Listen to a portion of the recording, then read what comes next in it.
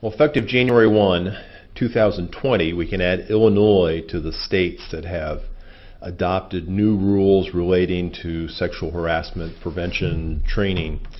This is passed 3 days ago from when I'm taping this, or was signed by the governor, rather. And even if you're not in Illinois, though it's a big state, a lot of people are in Illinois, it's important to be aware of the kinds of things that are out there legislatively that we'll continue to see in other places.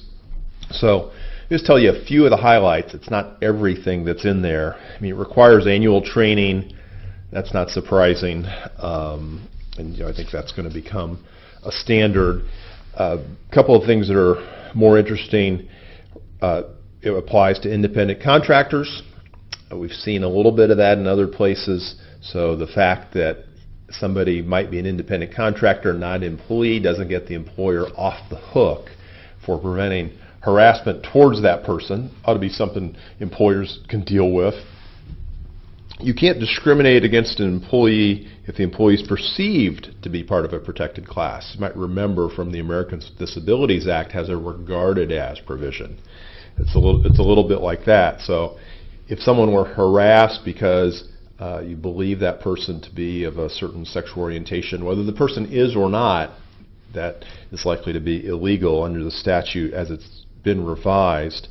There's a Victims Economic Security and Safety Act that provides assistance to certain victims. That's going to include victims of gender violence, allow them to take unpaid leave from work to seek medical help. Not clear yet what that's going to apply to, but maybe that would get implicated in more serious cases.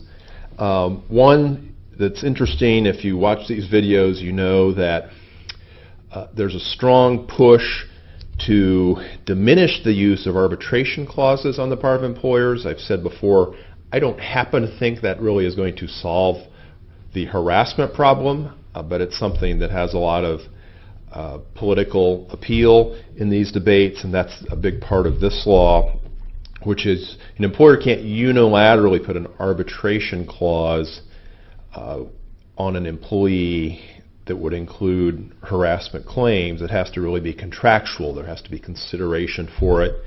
The employee has to have 21 days to consider it and 7 days to revoke, just as under the federal age discrimination law. So there are a lot of moving parts in here. It's interesting, if you are an Illinois employer, certainly need to talk with counsel to get your arms around these and other specifics. But if you're not, you just want to be aware these pieces are out there.